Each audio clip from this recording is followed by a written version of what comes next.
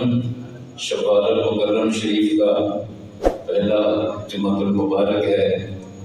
اس کی شوال کی پہلی تاریخ کو نبی پاک علیہ الصلوۃ والسلام کے ایک جلیل القدر صحابی جن کو جرنیل کہا جاتا ہے، صحابہ کرام علیہ رضوان کی جماعت میں جرنیل کا لقب دیا گیا، اور یہ لقب کسی بعد کی شخصیت نے نہیں دیا، یہ وہ لقب ہے جو خود اللہ کے محبوب نے ان کو دیا۔ حضرت سیدنا فاتح مصر،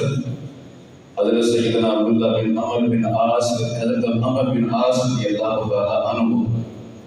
ان کا یوم وصال ہے۔ اس بنیاد پر میں نے مناسب سمجھا کہ آج چونکہ شوال شریف کا پہلا جمعہ ہے، ان کی بارگاہ میں خراج عقیدت پیش کیا جائے۔ اب محترم، ویسے تو نبی کریم علیہ السلام کے جتنے بھی صحابہ ہیں، صحابہ کی ساری جماعت بھی بڑی مبارک جماعت ہے کہ جس مسلمان نے دیکھا انہیں ایک نظر، اس نظر کی بصارت پہ لاکھوں سلام کہ جب میرے آقا مولا صلی اللہ علیہ وسلم کا دیدار کرنے والے صحابہ کرام علیہ رضوان کی جو جماعت ہے، یہ ساری کی ساری جماعت ہی یقیناً بڑی عظمتوں، شانوں اور رفعتوں کی مالک جماعت ہے کہ ان کے جنتی ہونے کا اعلان رب کریم نے اپنے پاک کلام قرآن مجید میں خود فرمایا ہے۔ ان کے ایمان کو ایمان کی کسوٹی قرار دیا ہے۔ جو آیت کریمہ میں نے تلاوت کرنے کا شرف حاصل کیا، اس میں رب کریم نے اسی جانب اشارہ کیا، فرمایا وَإِذَا قِيلَ لَهُمْ آمِنُوا كَمَا آمَنَ النَّاسُ، جب لوگوں سے کہا جاتا ہے ایمان لاؤ جیسے محبوب کے صحابہ ایمان لائے، ان ہستیوں کی طرح ایمان لائے کہ اور جو محبوب کے صحابہ کی جماعت ہے، تو جو منافقین ہیں، جو پلید لوگ ہیں، جو خبیث الفطرت لوگ ہیں، وہ کیا کہتے ہیں؟ ہم پاگلوں کی طرح ایمان لائیں۔ قالوا نؤمن كما آمن السفهاء، ہم لوگ کہتے ہیں ہم پاگلوں کی طرح ایمان لائیں۔ اب رب کریم کی طرف سے ان کے لیے اعلان کیا ہے کہ جو حضور کے صحابہ کے بارے تبرہ بکتے ہیں، حضور کے صحابہ کی شان میں گستاخی کرتے ہیں، حضور کے صحابہ کو نعوذ باللہ اس قسم کی احمقانہ بکواس سے جو ہے حضور کے نبی پاک صلی اللہ علیہ وسلم کے صحابہ کرام کے بارے میں گفتگو کرتے ہیں، فرمایا الا خبردار انہم هم السفہاء، پاگل تو وہ ہے جو حبیب کے صحابہ پر تبرہ کرتا ہے، حبیب کے صحابہ کرام علیہ رضوان کی شان میں گستاخی کرنے والا خود پاگل ہے۔ ولکن لا یعلمون، اور اگرچہ وہ جانتے نہیں ہیں۔ اب آپ محترم، رسول اکرم صلی اللہ علیہ وسلم کے صحابہ کی جو جماعت ہے، صحابہ وہ صحابہ جن کی ہر صبح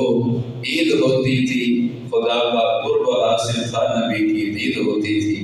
رسول اکرم صلی اللہ علیہ وسلم کی صحابہ کی جماعت میں ایک ہستی جن کا نام حضرت عمر بن عاص رضی اللہ تعالیٰ عنہ ہے، جن کو اللہ پاک نے بڑی عظمتوں سے نوازا، بڑی شانوں سے نوازا، اور ان کو فاتح مصر و اسکندریہ و طرابلس ہونے کا شرف حاصل ہے۔ ان کو اللہ کے محبوب کریم کی بارگاہ سے بڑی عظمتیں ملی ہیں۔ حضرت عمر بن عاص رضی اللہ تعالیٰ عنہ کی ولادت مکہ شریف میں ہوئی۔ عمر بن عاص جو تھے ابتدائی دور میں اسلام کے سخت دشمن تھے،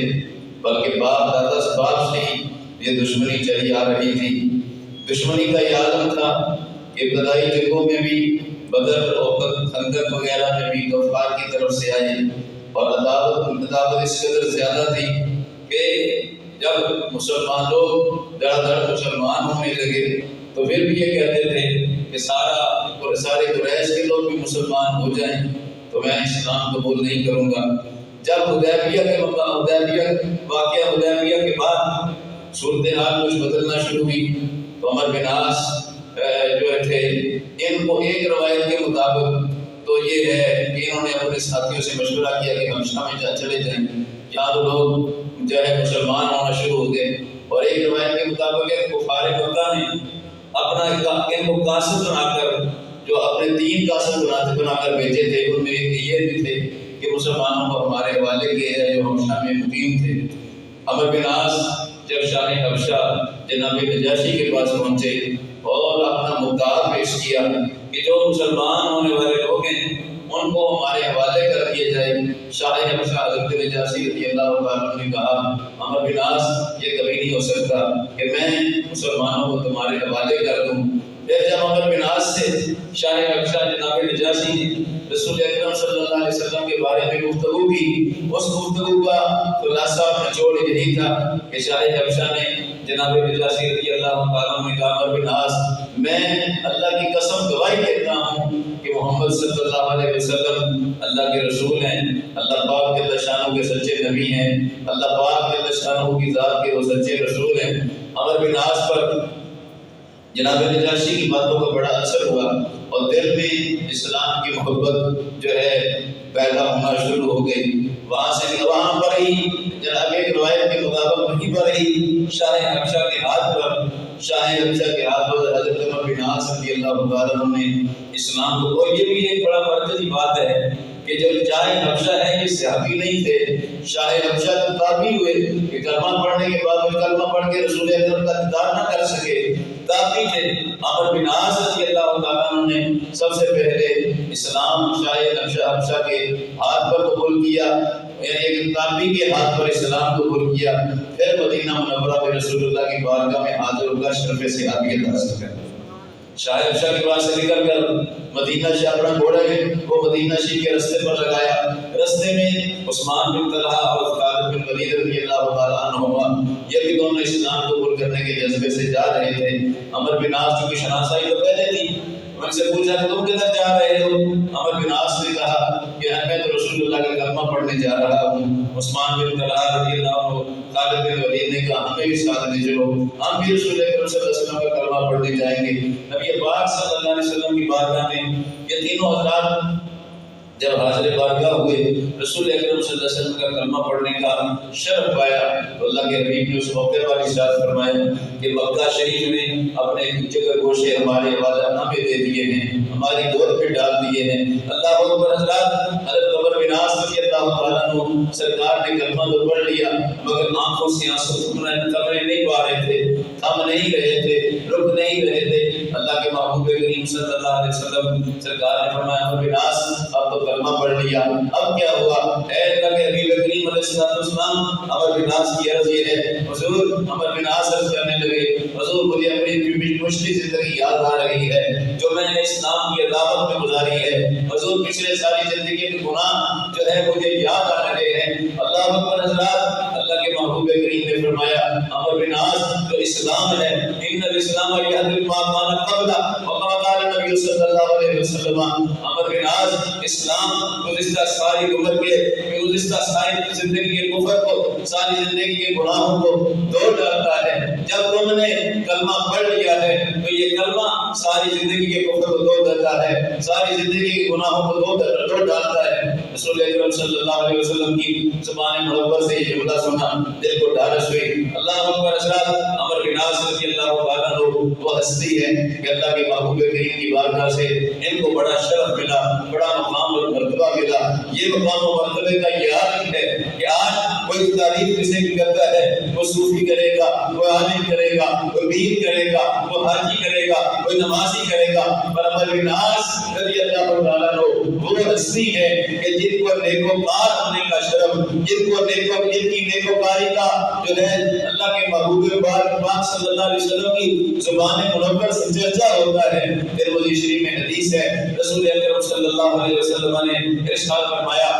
بے شک عمرو بن عاص قریش کے صالحین میں سے ہے، قریش کے صالحین میں سے ہے۔ وہ عمرو بن عاص رضی اللہ تعالیٰ عنہ رب کے محبوب پاک صلی اللہ علیہ وسلم، رب کے محبوب پاک صلی اللہ علیہ وسلم نے ان کو صالحین میں قرار دیا، ان کو نیکوکار قرار دیا، ان کو نیک کمانے کا سرٹیفکیٹ خود زبان مصطفیٰ صلی اللہ علیہ وسلم سرکار سے عطا ہوتا ہے۔ اور وہ حضرت عمرو بن عاص رضی اللہ تعالیٰ عنہ سرکار کی ذات والا سے بات ہے۔ سنیے رسول اکرم صلی اللہ علیہ وسلم نے ان کے بیٹے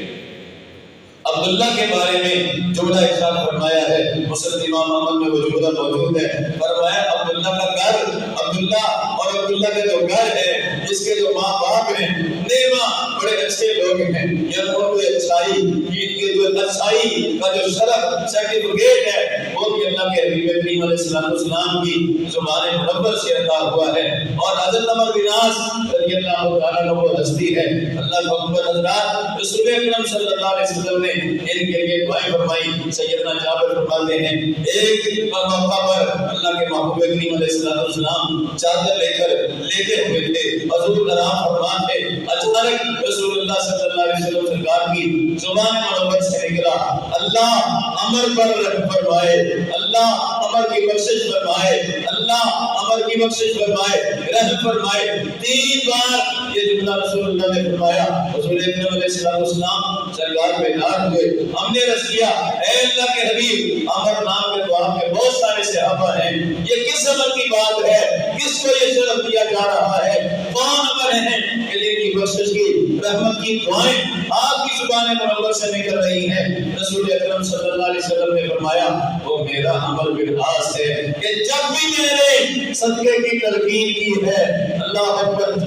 رسول اللہ نے فرمایا جب بھی میں نے صدقے کی تلقین کی ہے، عمر بن عاص بیچ رہا ہے، گھر سے صدقہ اللہ کے راستے میں خیرات کرنے میں، صدقہ کرنے میں آگے رہتا ہے، وہ عمر بن عاص رضی اللہ تعالیٰ عنہ ہے۔ اور عمر بن عاص کو یہ شرف بھی حاصل ہے، ان کو یہ شرف بھی حاصل ہے کیا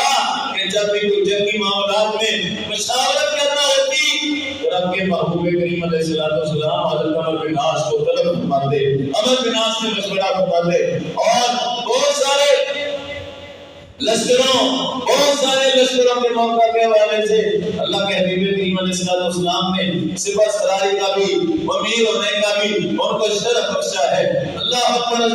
نبی پاک صلی اللہ علیہ وسلم کا کلمہ انہیں آج ہجری سفر کے مہینے میں پڑھا ہے، فتح مکہ اسی سال ہے، فتح مکہ کے موقع پر رسول صلی اللہ علیہ وسلم مکہ شریف جلوہ گر ہوئے، 12,000 کا لشکر جرار ہے، مختلف بازاروں سے حضور اکرم نے مختلف لشکروں کو مکہ میں داخل ہونے کا حکم فرمایا۔ بیت اللہ کی چھت پر بلال حبشی رضی اللہ تعالیٰ نے اذان پڑھ دی ہے، رسول اللہ کے حکم منور سے اب مختلف صحابہ کی ڈیوٹیاں لگ گئی، مختلف صحابہ کی ڈیوٹیاں لگ گئی، تم فلاں جاؤ، تم فلاں جگہ جاؤ، جا کے فلاں بت کو توڑ کے آؤ، تم فلاں جگہ جاؤ، فلاں جگہ فلاں بت کو توڑ کے آؤ، لات وہاں ہے، منات وہاں ہے، عزا وہاں ہے، نائلہ وہاں ہے، یہ بت وہاں ہے، ان کو توڑ کے آؤ۔ عمر بن عاص رضی اللہ تعالیٰ عنہ سرکار نے فرمایا عمر یہاں سے اس طرح نکلو، 3 میل کے فاصلے پر بنو حذیفہ قبیلے کا گوت ہے، تم اس کو توڑ کے آؤ۔ اور ان کی جرأت مندی، ان کے جرأت مندی کا، بہادری کا، شجاعت کا یہ عالم ہے،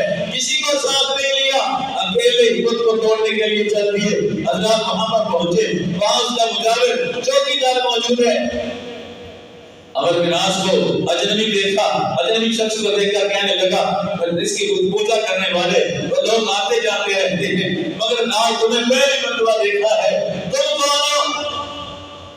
کہا میں عمر بن عاص ہوں، میں رسول اللہ کا بھیجا ہوا ہوں، کیوں آئے ہو؟ کہا تیرے بت کو توڑنے کے لیے آیا ہوں۔ کہو اس کے تو اپنی حفاظت مت کرتے ہیں، اس کے قریب مت جانا، تمہیں نقصان ہوگا۔ عمر بن عاص رضی اللہ تعالیٰ عنہ کے دل میں اسلام کی محبت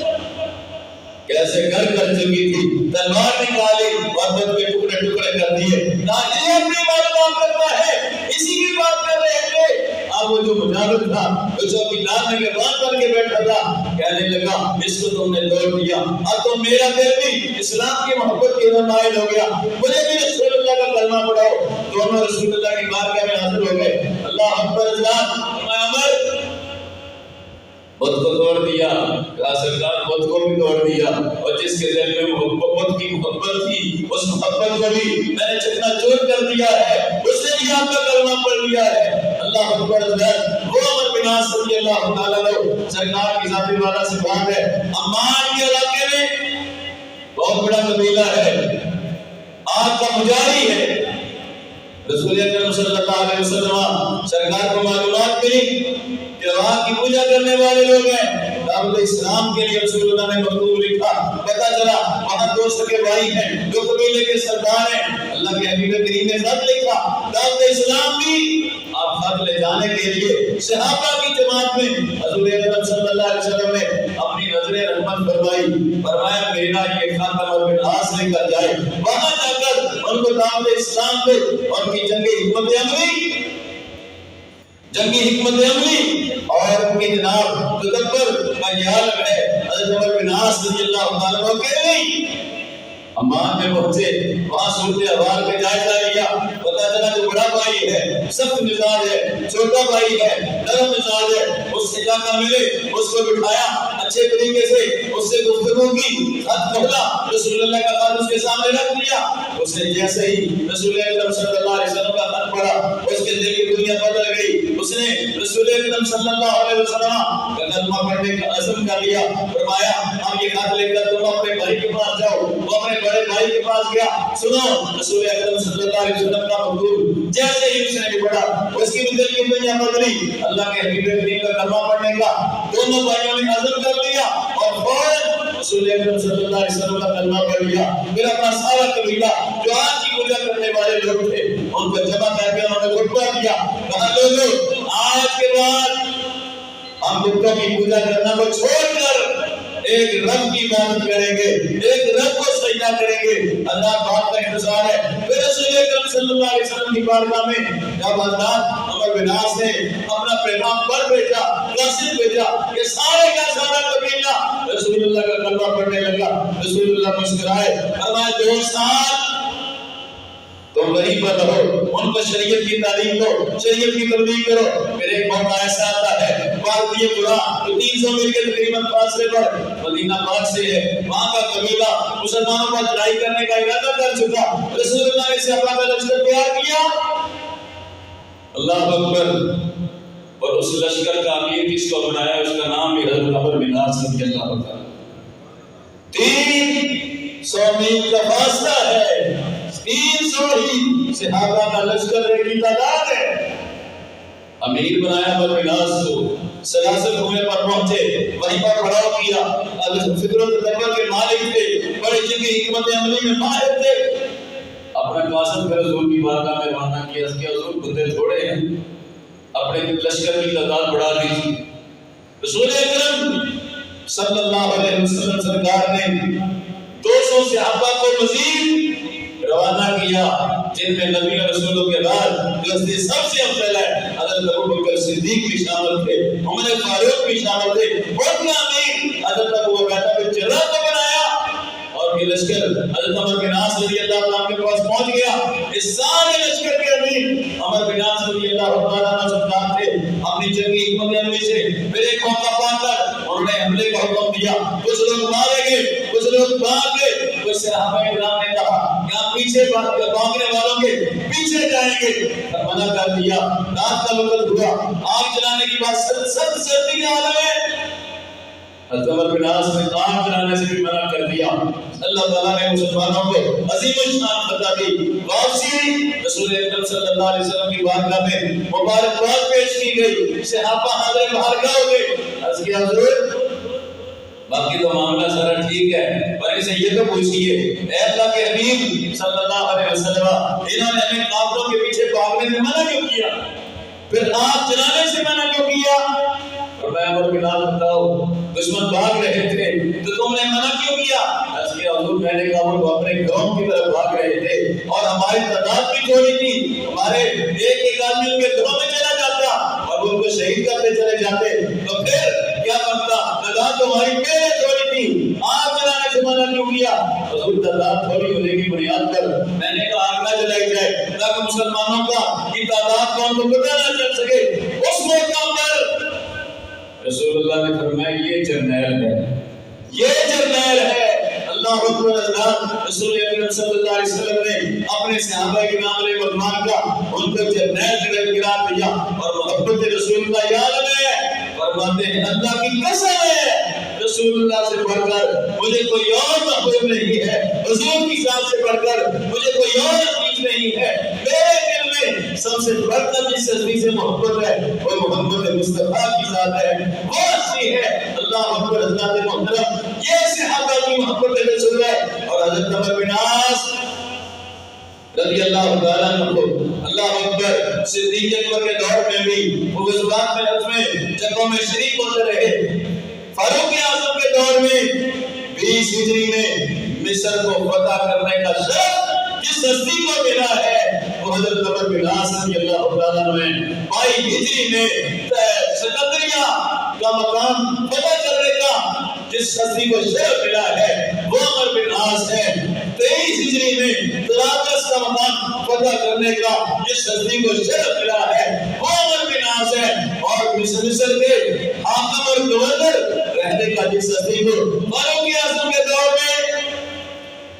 شرف ملا ہے وہ بھی حضرت عمر بن عاص ہے۔ وہ عمر بن عاص رضی اللہ تعالیٰ عنہ سرکار کی ذات ہے۔ فاروق اعظم کے دور میں کیا پڑا؟ فاروق اعظم نے عمر بن عاص کو خط لکھا،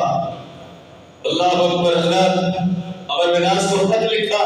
عمر جہاں وہ لوگ ہلاک ہو رہے ہیں، جہاں قحط کی وجہ سے لوگ مر رہے ہیں، اور تم مسلمانوں کی مشکل کشائی کب کرو گے؟ حضرت عمر بن عاص نے خط لکھا کہ سرکار آپ کی فریاد رسائی مسلمانوں کی فریاد رسی کے لیے، مشکل کشائی کے لیے مصر سے ایک قافلہ روانہ کر رہا ہوں، جس کا پہلا اور جو مدینے میں ہوگا اور اس کا آخری اونٹ مصر میں ہوگا، اتنا کثیر غلہ بھیجوں گا۔ حضرت عمر بن عاص رضی اللہ تعالیٰ عنہ نے غلہ بھیجا، سیدنا فاروق اعظم نے وہ سارا لوگوں میں تقسیم کر دیا۔ وہ عمر بن عاص مصر میں گورنر بنے، دریائے نیل نہیں چلتا، لوگوں میں مشہور ہے کہ جب تک خوبصورت لڑکی کو بنا شکار کر کے دریا کے حوالے نہیں کیا جاتا اس وقت تک دریا نہیں چلتا۔ عمر بن عاص نے حکم نامہ جاری کر دیا، کہا اسلام ایسے رسم و رواج کو مٹانے آیا ہے، رسم و رواج کو جاری رکھنے نہیں آیا، اس کو بند کرو۔ دریائے نیل نہیں چلنے کا نام لے رہا، قحط کی صورتحال پیدا ہونا شروع ہو گئی، لوگ وہاں سے ہجرت کرنے لگے، یار نہ جانے کیا صورتحال ہوتی ہے۔ عمر بن عاص نے خط لکھا فاروق اعظم رضی اللہ تعالیٰ عنہ کو، یہ صورتحال ہے۔ فاروق اعظم نے جوابی خط لکھا، وہاں دریائے نیل میں ڈال دو، اگر تو اللہ کے حکم سے چلتا ہے تو چل، ورنہ ہمیں تیری کوئی ضرورت نہیں ہے۔ اللہ کے رسول کا خلیفہ عمر بن خطاب تمہیں یہ حکم دیتا ہے۔ وہ دن گیا، وہ خط ڈالنے کی دیر تھی، وہ دن گیا آج کا آیا، دریائے نیل کبھی بند ہی نہیں ہوا۔ وہ سیدنا فاروق اعظم ہے، اور وہ عمر بن عاص رضی اللہ تعالیٰ عنہ سرکار کی ذات ہے۔ حضرت فاروق اعظم رضی اللہ تعالیٰ عنہ کا دور ہے، حضور کے صحابہ کے تمام صحابہ جنگوں میں اس طرح شرکت کرتے رہے۔ عمر بن عاص کو اللہ پاک نے کئی فتوحات کا حاصل وقت عطا کیا ہے، اور جناب 43 ہجری میں عید الفطر کے دن آپ کا وصال باکمال ہوا، یکم شوال کو، اور آپ جب آپ کا وصال باکمال ہونے لگا، ایک تو آپ نے وصیت فرمائی، کہا میرے پاس رسول اللہ کے بال مبارک ہیں، میرے پاس رسول پاک کے بال مبارک ہیں، جب میرا وصال ہو جائے تو وہ بال مبارک میرے کفن میں رکھ دینا۔ یہ صحابیوں کا عقیدہ ہے۔ اللہ اکبر، پتہ چلا حضور سے قسمت والی چیزوں کی وہ تبرک سمجھنا یہ آج اہل سنت کا ہی نظریہ نہیں ہے، یہ حضور کے صحابہ سے چلا رہا ہے۔ اللہ نے صحابہ کا عقیدہ ہم اہل سنت کو عطا کیا ہے۔ آخری وقت ہے، آپ کی آنکھوں سے آنسو نہیں تھم رہے، رک نہیں رہے، ذرا گریہ ازاری میں مصروف ہے۔ بیٹوں نے پکڑا، کہا سرکار کیا ہوا؟ موت سے نہیں ڈر گئے؟ کہا موت سے نہیں ڈرا، مجھے وہ وقت یاد آیا جس وقت میں نے رسول اللہ کا کلمہ پڑھا ہے کہ ساری زندگی کس طرح گزاری، پھر رسول اللہ کے قدموں میں حاضر ہو کر اللہ کے حبیب کریم کا میں کلمہ پڑھ رہا تھا اور حضور مسکرا رہے تھے۔ وہ سیدنا عمر بن عاص فاتح مصر، اللہ پاک جل شانہ کی ان پر رحمتیں ہوں، ان کے صدقے اللہ پاک ہماری بخشش و مغفرت فرمائے۔ رب کریم کی بارگاہ میں دعا کرتے ہیں اپنے ان پیاروں کا پیار محبت ادب ہمیں نصیب فرمائے، شریعت مطہرہ کے احکام و مسائل میں سیکھنے، ان پر عمل کرنے، مذہب حق اہل سنت پر ہمیں زندگی، اسی پر ہمیں موت عطا فرمائے۔ باخر دعوانا الحمدللہ رب العالمین۔